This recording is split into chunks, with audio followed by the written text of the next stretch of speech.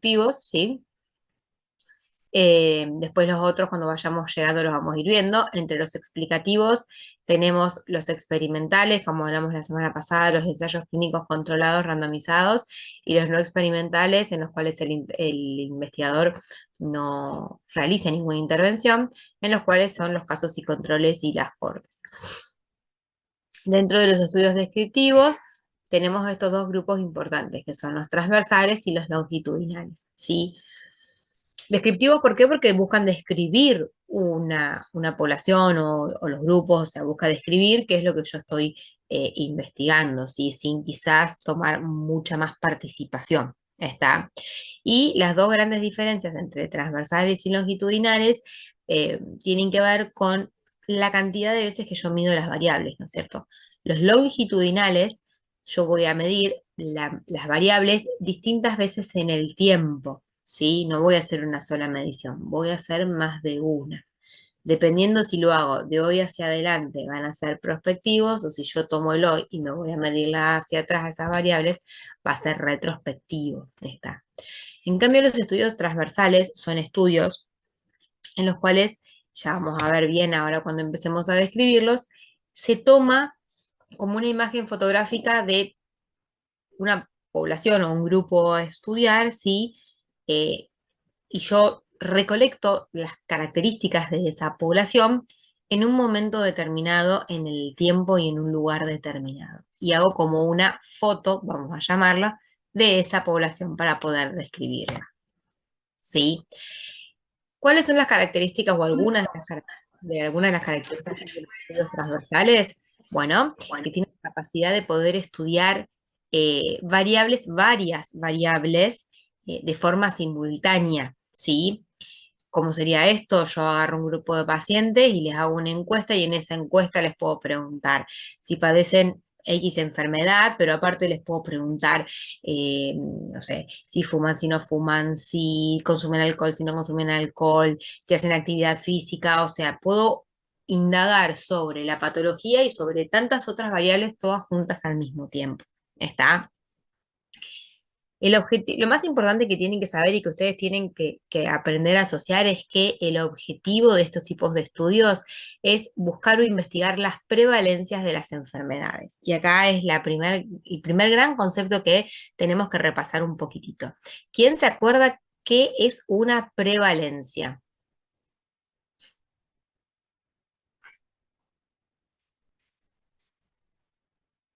Prevalencia, incidencia, ¿nos suena algo? ¿No nos suena nada? Bien. La prevalencia y las incidencias son tasas para medir la frecuencia de aparición de una patología determinada en una población, ¿no es cierto? ¿Cuál es la diferencia entre uno y otro? La prevalencia va a tener en cuenta todos los casos viejos y los casos nuevos, mientras que las incidencias solamente van a tener en cuenta los casos nuevos. Para ir a un ejemplo más práctico que se entienda mejor, supongamos que yo quiero investigar la prevalencia de, no sé, no, neumonía, sí, bueno, neumonía, la prevalencia de neumonía en la internación del Hospital Italiano de Rosario durante el mes de julio del 2024. ¿Yo qué voy a hacer? Voy a ir a los registros del hospital, voy a agarrar todos los pacientes que estuvieron en algún momento internados durante julio, voy a ver cuántos de esos pacientes tienen diagnóstico de neumonía. ¿Sí? A mí no me va a importar si ese paciente se internó en junio, en mayo, en agosto. Perdón, agosto no, en junio, en julio o en mayo.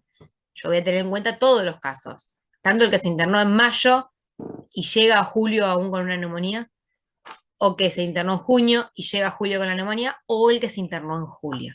Toma los casos viejos y toma los casos nuevos. Toma los que ya venían de antes, de julio, y toma los que se ingresan en julio.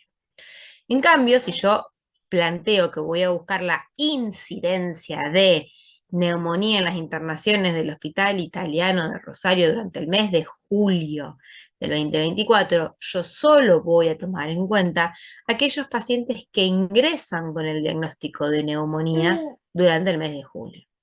Si Juan se internó el 29 de junio, y cuando yo empiezo a juntar en julio me aparece todavía internado, pero él se internó en junio, yo a Juan no lo voy a tener en cuenta.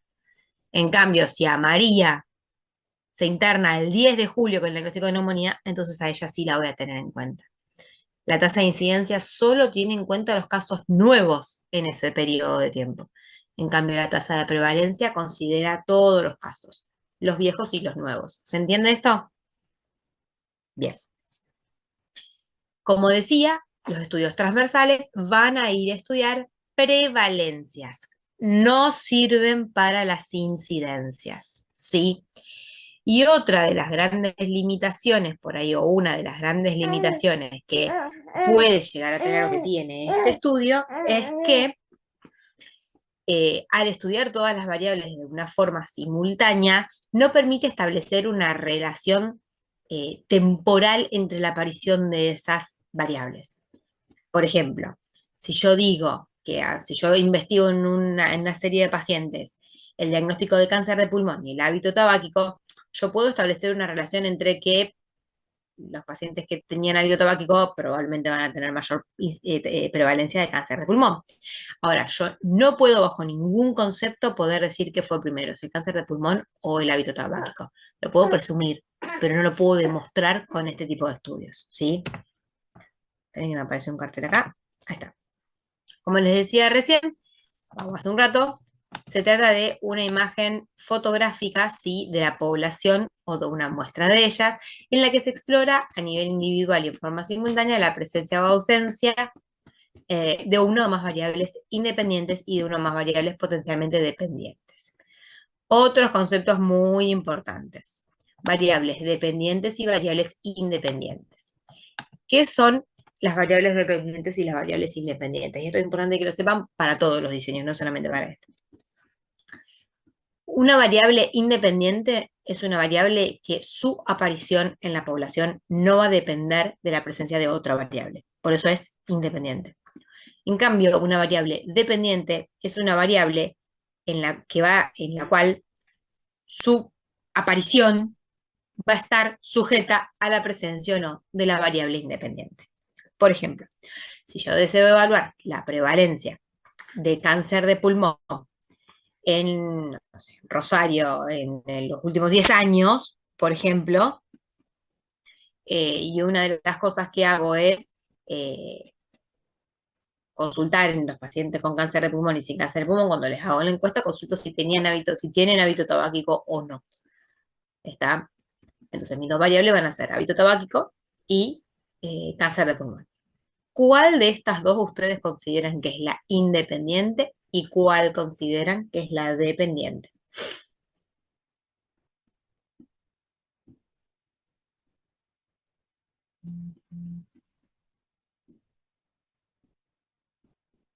Vamos, este es el momento de equivocarse, chicos. Hábito tabáquico y cáncer de pulmón. ¿Cuál define la aparición de la otra? El hábito tabáquico sería la independiente. El hábito tabáquico sería la independiente, exactamente. Y el cáncer de pulmón sería la dependiente. Exactamente así. ¿Está? ¿Se entiende cómo es la cuestión? Bien. Esto es importante. Si bien decimos que es una imagen fotográfica de una muestra o de una población, claramente no es en un solo instante que yo recolecto toda la información, sería imposible. Se refiere a que yo recolecto una sola vez, en un momento determinado, y en un tiempo determinado, y en un lugar determinado, información de esa población. Y no es que la voy tanteando en distintos momentos, es siempre en un solo momento, por eso es una imagen fotográfica. ¿Ya está?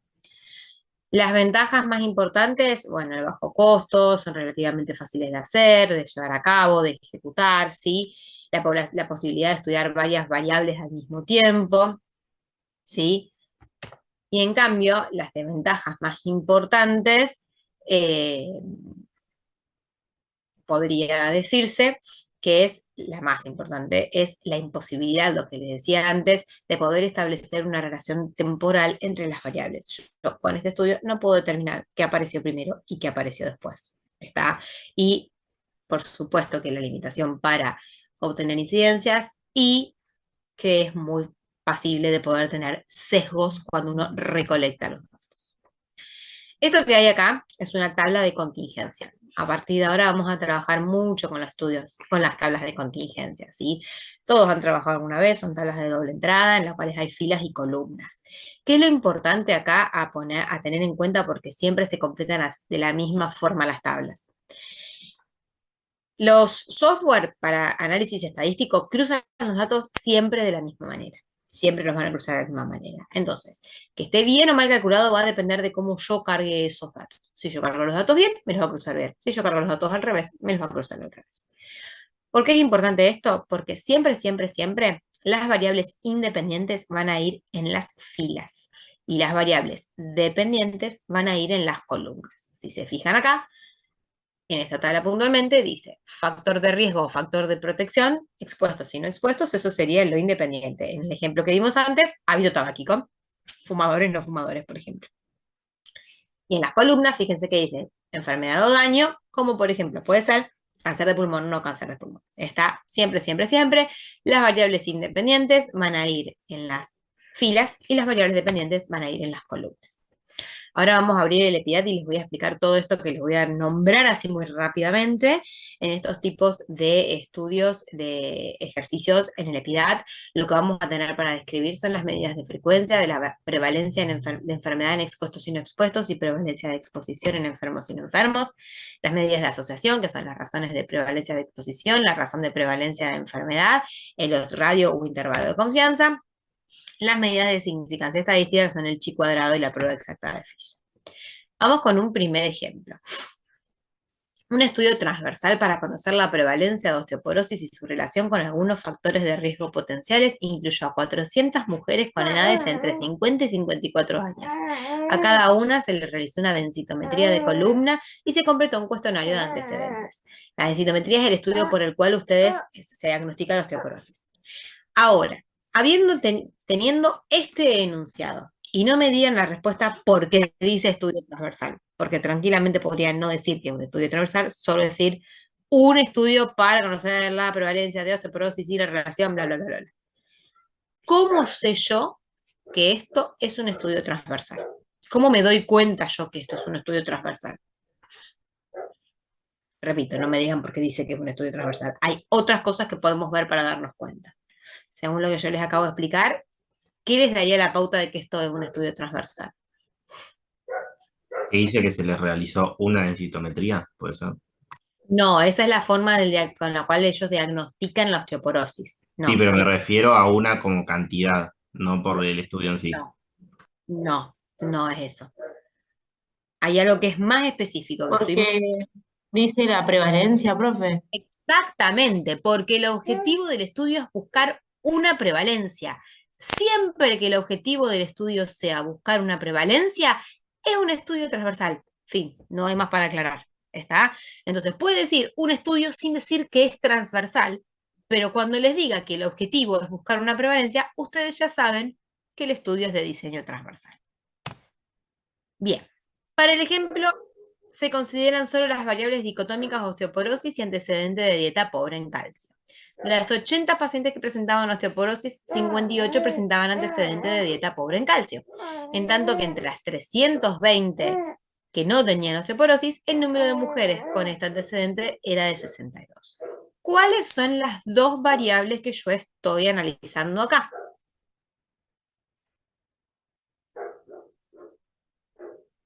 Osteoporosis y dieta pobre en calcio. Perfecto, osteoporosis y dieta pobre en calcio. ¿Y cuál es la dependiente y cuál es la independiente? Independiente sería la dieta pobre en calcio y la dependiente la osteoporosis. Perfecto, perfecto, perfecto, perfecto. La independiente va a ser la dieta pobre en calcio y la dependiente va a ser, como bien dijo la compañera, la osteoporosis. Alguien, por favor, cópienme la tablita esta, ¿sí? Porque yo trato de acordarme la memoria, pero no me lo voy a acordar, y ahora para volcarla al EPIDAT la vamos a necesitar. Fíjense cómo está armada la tabla. En las filas está la variable independiente, la antecedente de la dieta pobre en calcio, expuesto sería pacientes que comen poco calcio, no expuesto sería pacientes que comen mucho calcio, ¿sí? Y en las columnas, la patología, osteoporosis, sí, no, ¿sí? Voy a dejar de compartir un segundo para... Ay, qué maravilla.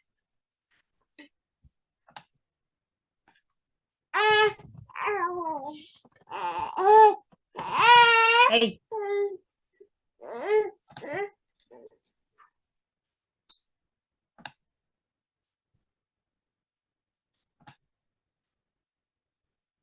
Espérame que ahí les voy a abrir el EPIAT.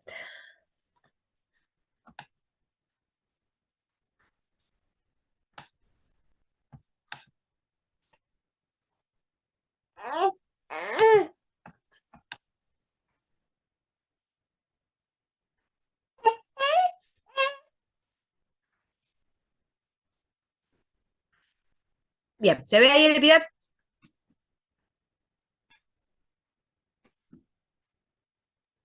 ¿Se ve? Sí, sí, sí. Sí. Perfecto.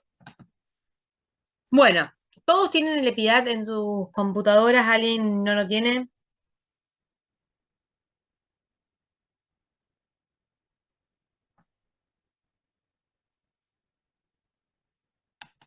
Bueno, tomo eso como que todos lo tienen.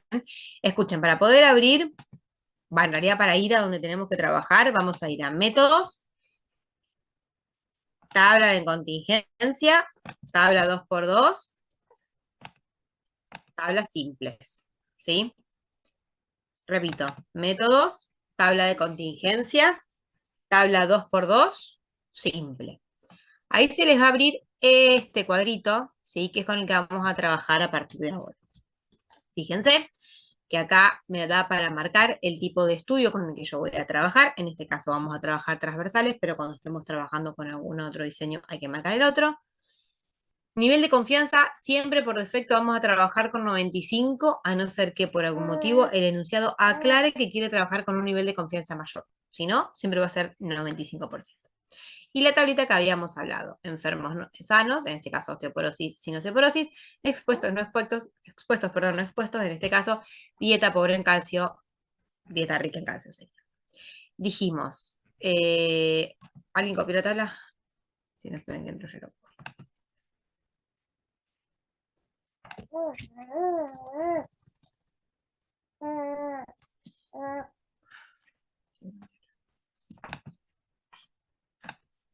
Bueno, habíamos dicho que había 58 arriba, 22, y esto me da un total de 80, y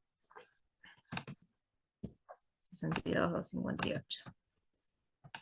62, estos son los datos que me arrojaba el problema. Está 258 que me da un total de 320, ¿sí? Para calcular, voy a ir a la calculadorita esta que está acá.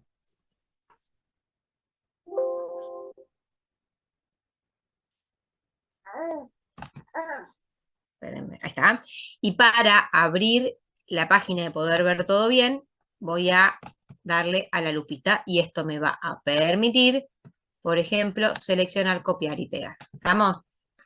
Fíjense, tabla de contingencia 2x2 para un estudio transversal, nos fijamos y chequeamos que los datos estén bien cargados y ahora vamos a hacer la interpretación. Antes de la interpretación vamos a hacer un caminito previo para que ustedes entiendan a dónde queremos ir con la interpretación de este tipo de estudios.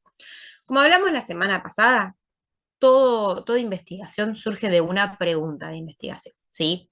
En este caso la pregunta podría ser, ¿la dieta pobre en calcio predispone a la aparición de osteoporosis? Por ejemplo. Una vez que yo tengo esa pregunta de investigación, lo que tengo que formular es una hipótesis. Esa hipótesis lo que plantea, o sea, lo que es una afirmación de lo que yo creo que va a dar como resultado la investigación. En este caso, si la pregunta es, ¿la dieta pobre en calcio predispone a la aparición de osteoporosis? Bueno, yo creo que sí. Entonces, mi hipótesis va a ser la afirmación. La dieta pobre en calcio predispone a la aparición de osteoporosis. ¿Sí? En base a esta hipótesis, se desprenden y hay que empezar a pensar y armar cómo voy a poder yo demostrar estadísticamente si finalmente esta hipótesis es cierta o esta hipótesis no es cierta. Para esto surgen dos nuevos conceptos que se llaman hipótesis nula, hipótesis alterna. La hipótesis nula se abrevia H mayúscula y un 0 en subíndice, e hipótesis alterna se abrevia H mayúscula, un 1 en subíndice. La hipótesis nula y la hipótesis alterna siempre van a sostener la misma premisa, vamos a decir. ¿Qué es esto? La hipótesis nula siempre va a decir que las variables no se distribuyen de manera diferente, o sea, que están distribuidas al azar y que la aparición de una variable no depende de la existencia de otra variable. ¿Sí? Mientras que la hipótesis alterna va a plantear todo lo distinto, va a plantear que hay diferencia en la distribución de estas variables, ¿sí? Y que la existencia de una variable va a estar influenciada, o sea, en realidad, la existencia de una variable va a influenciar la aparición de la segunda variable, que sería la variable dependiente, ¿sí? O sea, que la distribución de las variables en los grupos de estudio no va a estar dada al azar, sino que va a depender de la variable independiente. Siempre la hipótesis nula y la hipótesis alterna plantean lo mismo. No importa cuál sea la hipótesis y la pregunta de investigación. No importa. Siempre la nula va a decir que las variables son iguales, o sea, que se distribuyen iguales, y siempre la alterna va a decir que las variables se distribuyen de manera distinta, diferente entre los grupos, y que hay relación entre la aparición de una variable y la otra. Está. ¿Hasta acá se entendió? Porque esto es básico para todos los tipos de diseño. ¿Se entendió? Repito. Sí, profe. Bien. Entonces, una vez que yo tengo esto, sí, cómo no. La hipótesis nula, H mayúscula, subíndice 0, siempre va a decir que la distribución de las variables entre los grupos es igual, es homogénea, y que depende del azar, no de que haya un factor de riesgo o una variable que predisponga a la aparición de la otra. Se distribuyen de maneras iguales, ¿está? En cambio, la hipótesis alterna va a decir siempre que las variables se distribuyen de manera diferente entre los grupos, que hay diferencia en la distribución de esas variables, ¿sí? Y que la variable dependiente va a, o no, a estar influenciada, la aparición de la variable dependiente va a estar influenciada por la presencia o no de la variable independiente, ¿sí? Habiendo aclarado esto, vamos a empezar a interpretar los resultados de este estudio. Fíjense, prevalencia de la exposición en expuestos. Siempre acá da razones esto, ¿sí? Esto es una razón 0,48. Para pasarlo a porcentaje, yo lo tengo que multiplicar por 100. ¿Alguien se anima a intentar interpretarme qué significa que la prevalencia de la enfermedad en expuestos es de 0,48?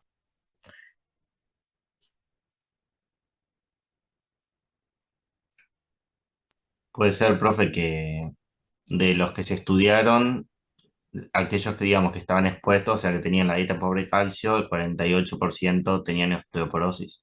Exactamente, perfecto. Esto significa que entre el grupo de expuestos, ¿sí? El 48% tuvieron osteoporosis. O dicho de otra forma, de cada 100 pacientes con dieta pobre en calcio, 48 tuvieron osteoporosis. Mientras que la prevalencia de la enfermedad no expuestos es al revés. Es en los pacientes no expuestos, de cada 100 pacientes no expuestos, o sea, de cada 100... Perdón, chicos, estoy con la bebé que me falló la niñera hoy. De cada 100 pacientes sin dieta pobre en calcio, o sea, con dieta rica en calcio, 7 tuvieron osteoporosis. ¿Sí? Cuando voy a hablar de las prevalencias de exposiciones, ya mi 100% no es el grupo de expuestos y no expuestos. Mi 100% es el grupo de enfermos y no enfermos. ¿Por qué? Porque la prevalencia de exposición en enfermos sería de cada 100 pacientes con osteoporosis, 72 presentaron el antecedente de una dieta pobre en calcio. Mientras que de cada 100 pacientes sin osteoporosis, solo 19 presentaron una dieta pobre en calcio. ¿Se entiende cómo interpretar estas dos líneas? Sí, profe. Bien. Vamos a las fracciones atribuibles, que es esto que figura acá abajo. Fracción atribuible en expuestos y fracción atribuible poblacional. ¿Qué es esto? Este índice lo que me va a decir es realmente, entre el grupo de los expuestos, qué porcentaje de osteoporosis realmente se debe a esa exposición. En este caso es 83%. O sea, si estos pacientes que estuvieron expuestos a la dieta pobre en calcio no hubiesen estado expuestos a la dieta pobre en calcio, nos hubiésemos evitado el diagnóstico del 83% de las osteoporosis de este grupo. En cambio, cuando yo hablo de las fracciones atribuibles poblacionales, ya estoy hablando del total de mi población estudiada, que sería este 400. ¿Está? Aguárdeme un segundín, chicos.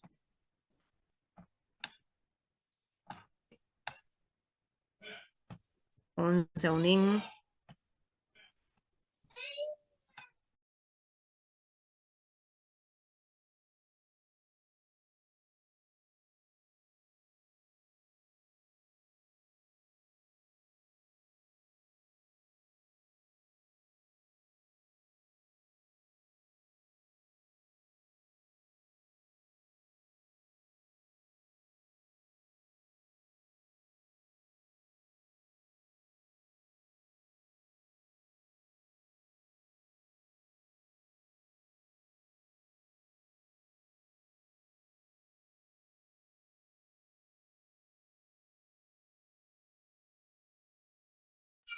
Bueno, perdón, chicos. Entonces, en cambio, cuando hablamos de la fracción atribuible poblacional, hablamos del 400, que es todo el grupo de pacientes estudiados, ¿sí? ¿Qué significa este índice? Que si de todos los pacientes que yo estudio, ninguno hubiese estado expuesto a esa dieta pobre en calcio, nos hubiésemos evitado el diagnóstico del 60% de esas osteoporosis, ¿sí? ¿Se entiende esto cómo se interpreta?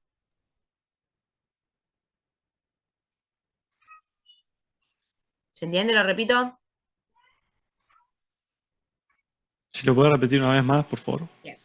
Fracción atribuible en expuestos. Habla de qué porcentaje de osteoporosis dentro del grupo de los que están expuestos a la dieta pobre en calcio realmente se atribuye a esa exposición. En este caso el 83%. Que significa que si esos pacientes, en lugar de haber tenido una dieta pobre en calcio, hubiesen todos consumido la cantidad de calcio que correspondía, nos hubiésemos ahorrado o hubiésemos evitado el diagnóstico del 83% de osteoporosis en este grupo. Cuando yo hablo de la fracción atribuible poblacional, hablo del 400 de que es todo el número de individuos que yo analizo en esta investigación. ¿Está? ¿Qué digo? ¿O qué planteo? Planteo cuánto de la osteoporosis que se diagnosticó en toda la población realmente es atribuible al factor de riesgo, que en este caso es la dieta pobre en calcio. Esto significa que si de estas 400 personas todas hubiesen consumido el calcio que correspondía, hubiésemos evitado el diagnóstico del 60% de los casos de osteoporosis de esta población. ¿Sí? Sí, gracias. Bien, vamos al odds radio, que es esto que está acá. El odds radio, chicos, es un índice que habla de la probabilidad de riesgo. ¿Qué es lo que establece? Establece la probabilidad de riesgo de que la población expuesta presente la patología en comparación a la probabilidad de riesgo que tienen los pacientes no expuestos. Nunca, nunca, nunca se va a expresar en porcentajes. Ni el odds radio ni el riesgo relativo nunca se van a presentar en porcentajes. ¿Cómo se interpreta? Fíjense que es 10,9, casi 11, vamos a hablar de 11. Significa, o sea, ¿cómo se interpreta esto? Los pacientes expuestos a la dieta pobre en calcio tienen 11 veces más probabilidad de riesgo de presentar una osteoporosis en comparación con los pacientes que tuvieron un consumo de dieta con el calcio apropiado.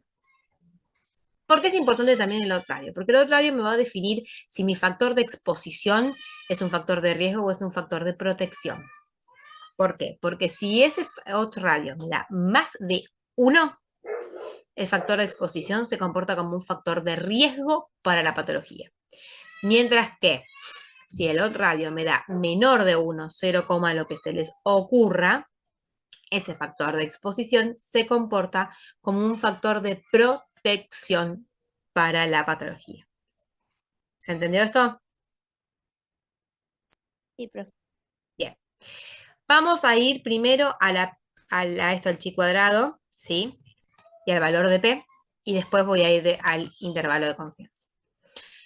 Acá lo que vamos a intentar buscar es ver esto de si logra, hasta acá no hablamos nunca de si se distribuyen al azar o no. Hasta acá describimos la población y hablamos de si hay mayor riesgo, de cuánto más riesgo tiene. Pero ese más riesgo, ¿es significativo? ¿Es estadísticamente significativo? ¿Cómo lo voy a saber yo? Yo lo puedo averiguar eso a través de dos cosas. Puedo verlo en el intervalo de confianza y puedo verlo en el valor de P. El valor de P primero, que es más fácil. El valor de P, siempre que la P sea menor a 0,05, se va a rechazar la hipótesis nula, razón por la cual se va a establecer que la distribución de esta variable es diferente entre los grupos de estudio y que por lo tanto la aparición de la variable dependiente va a estar directamente influenciada por la variable independiente. ¿De qué forma en este caso? Como un factor de riesgo. O sea, en el grupo que hay dieta pobre en calcio, hay mayor aparición de osteoporosis. Y eso es estadísticamente significativo. En cambio, si la P es mayor a 0,05, yo voy a aceptar la hipótesis nula y voy a establecer que la distribución de las variables está dada al azar entre los grupos y que la aparición de la variable dependiente no depende de la presencia o no de esta variable independiente, que en este caso es la dieta pobre en calcio. ¿Se entiende hasta acá?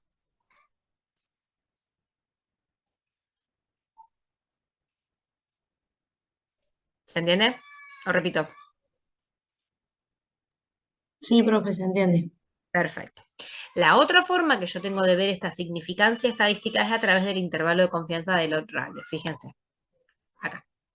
El intervalo de confianza de este odds radio me da entre 6 y 19. La conclusión de esto va a ser, que les voy a explicar ahora, va a ser lo mismo. ¿Por qué tienen que saber las dos formas de leerlo? Porque no en todos los estudios van a tener la P o no en todos los estudios van a tener el intervalo de confianza. Siempre va a tener uno de los dos. Y entonces es importante que con el que esté, ustedes puedan identificar si este odds radio es significativo o no. En el intervalo de confianza lo que tienen que evaluar es la incorporación o no del 1 dentro de ese intervalo de confianza. En este caso, que va de 6 a 19, ese 1 no está contenido en este intervalo de confianza, ¿sí?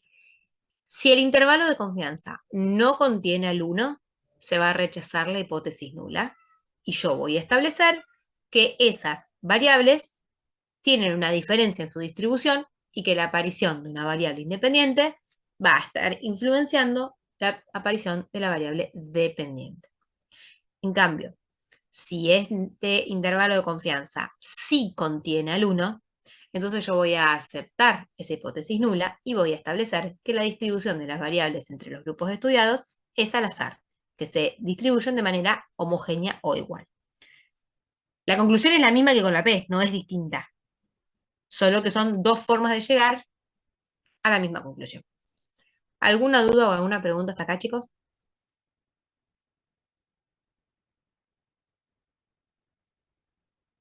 No, profe. ¿Seguro? Bien. Bueno, a ver, estos son los estudios transversales, ¿sí? La idea sería que ustedes puedan repasar un poquitito la teoría, ¿sí? Para poder entender un poco más las diferencias que después vamos a ver con los otros tipos de estudios, ¿está? Y me conformo con que lean el enunciado y traten de identificar estas cosas que fuimos identificando hoy todos juntos. ¿Cuál es por qué es un estudio transversal? ¿Cuáles son las variables? ¿Cuál es la variable dependiente? ¿Cuál es la variable independiente? Y así sucesivamente. ¿Por qué es importante esto que ustedes lo empiecen a poder identificar? Ahí más estoy mandando de vuelta el link de asistencia por si alguno no pudo completarlo antes. ¿Por qué es importante que ustedes puedan empezar a identificar esto? Porque hoy solamente vimos transversales, entonces es muy fácil, pero cuando tengamos todos los distintos estudios, ustedes van a tener que tener un poco más agudizado el poder identificar para ver bien cómo se resuelve y cómo se interpreta cada ejercicio. ¿Está? Cuando vemos los tres teóricos de los tres diseños que vamos a ver, vamos a subir una guía de ejercicios para que ustedes practiquen. ¿Está? Pero bueno, van a ver que hoy es todo medio chino básico. Pero con el paso de las clases van a ver que esto más o menos no varía tanto, esto de la hipótesis nula, la hipótesis alterna es en general siempre igual, el valor de P, eso siempre igual para todos los diseños. Lo que va cambiando es cómo planteo cada diseño. No se me asusten que ya van a ver que con el paso de las clases se van a ir amigando más con estos conceptos, ¿sí? ¿Estamos? ¿Alguna duda? ¿Algo que me quieran preguntar? Fui muy rápido, ¿se entendió? ¿No se entendió? No me mientan. No, profe, se entendió. Bien, Sí, perfecto. bien. Perfecto, chicos, entonces, ¿están liberados? Si pueden, lean un poquito sobre esto y nos vemos la semana que viene. Que tengan un buen fin de semana. Nos Gracias. vemos. Chao, profe, Gracias. gracias. Nos vemos. Chao, profe, gracias. Chao, chao.